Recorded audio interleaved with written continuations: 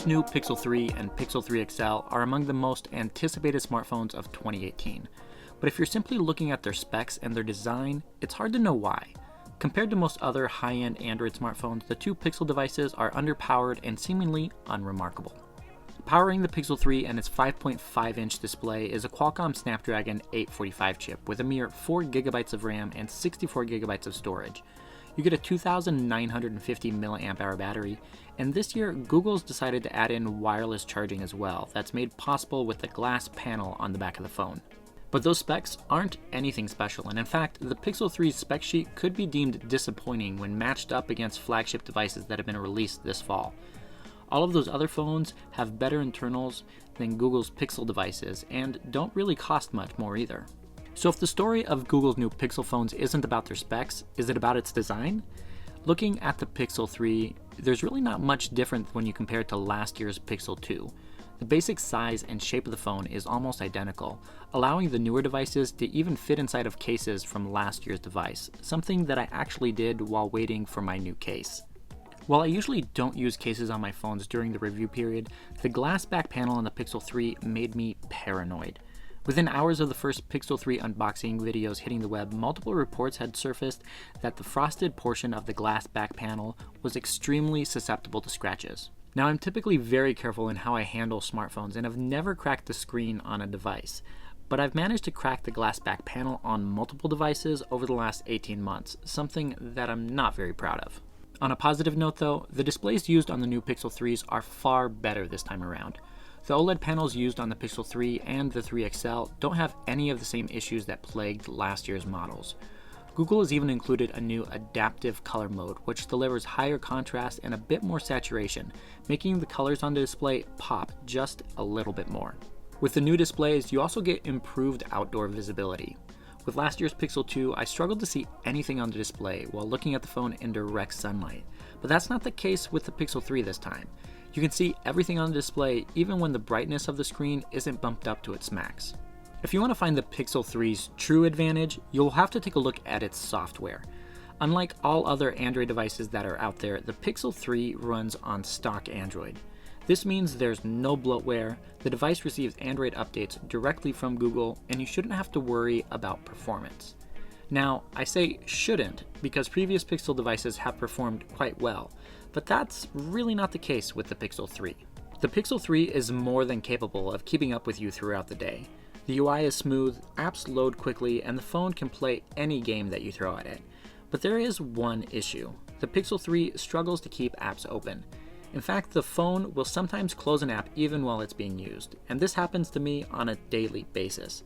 The Pixel 3 has killed off music that's been playing in the background, closed out Android Auto while using it for navigation, and even shut down Twitter while trying to scroll through my feed.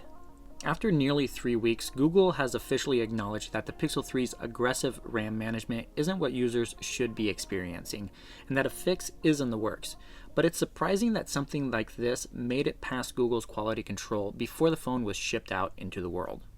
As for Android Pie, the new software isn't perfect, but it really doesn't have that many flaws either.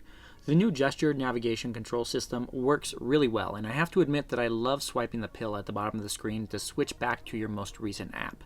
Other great improvements include the notification toggle, which appears when you press the volume button, the screen rotate icon, which shows up at the bottom of the screen when you have auto rotate turned off, and the integration of Gmail's Smart Compose feature into Android itself, which will predict text for you while you're typing in any application. That being said, Android Pie does have a few features that do need a little bit of work still. App actions, which are suggested to you at the top of your app drawer, are ridiculously annoying and always seeming to get in the way. And the adaptive battery feature really doesn't do much to improve battery life, but what it will do is delay notifications to applications that you actually need. While new versions of Android typically include a lot of changes, it doesn't really feel like the changes that were included with Android Pie are substantially better than those that we've seen in the past. If you're an Android purist, you've probably already made up your mind about the Pixel 3 and whether or not you're going to buy this phone. But if you're still wondering why you should choose the Pixel 3 over any other smartphone that's out there, the answer is this: its cameras. The hardware of the main camera on the Pixel 3 really isn't that special. You're looking at a 12.2 megapixel sensor with an f1.8 28mm lens, with dual pixel and laser autofocus, optical image stabilization, and electronic image stabilization added in while recording video. But while the hardware here really isn't much different than what you can get on competing devices, the special sauce lies deep within the software. Like Google's done in the past, the Pixel 3 uses computational photography to deliver images which are absolutely phenomenal. The phone continuously captures multiple exposures and then stitches them together to deliver an image that has higher dynamic range, better color reproduction, and near perfect white balance.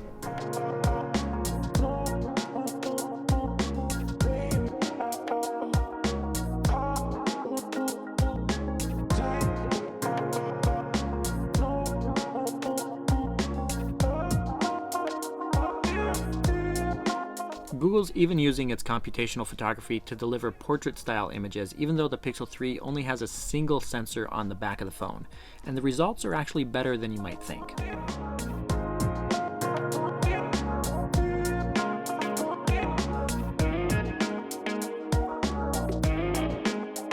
The only real downside to the Pixel 3's overall camera experience is the audio quality that you get out of the phone when recording video.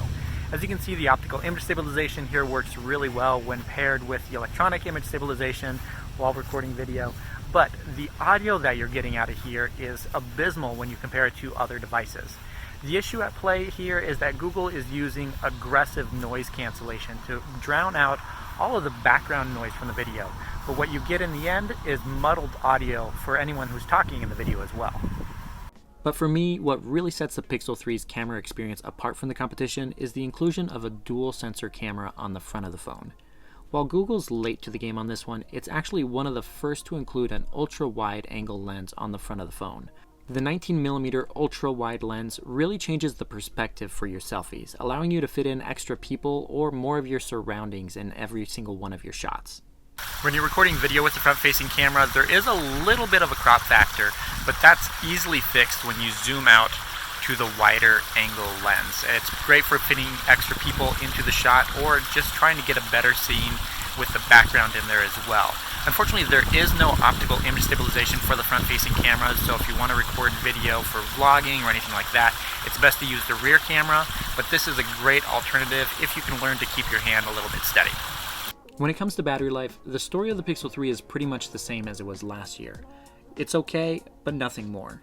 In my 2 weeks with the phone, the 2,915 mAh battery inside the Pixel 3 was able to keep the phone running for about 14 hours each day, with a mix of web browsing, Spotify use, a few hours of YouTube and Netflix, a few short gaming sessions, and random mindless scrolling through Twitter on occasion.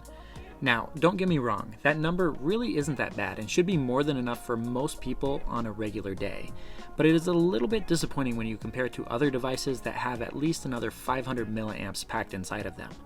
The larger Pixel 3 does come with a 3,430 mAh battery, but due to the phone's larger display, its battery life is only marginally better. Fortunately though, there's a little bit of good news on the charging front. Google does include an 18-watt fast charger, which can charge the phone from 0 to 100% in less than 90 minutes, so you're not going to be glued to the wall for too long. And then there's wireless charging as well. But while wireless charging isn't anything new, Google's actually built in a new interface for the Pixel 3 for when it recognizes that it's using the official Pixel stand for its wireless charging, giving you quick access to your notifications, music, Google Assistant, and more. It actually gives you many of the same features that you get with the new Google Home Hub, even switching over to a live video feed from your Nest Hello doorbell if someone's at your door.